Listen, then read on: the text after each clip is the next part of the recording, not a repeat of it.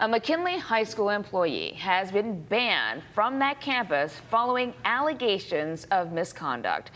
Principal Ron Okamura sent a letter home to parents this week announcing the investigation. And he didn't go into details about what those allegations involved, but the principal said that the school is cooperating with law enforcement.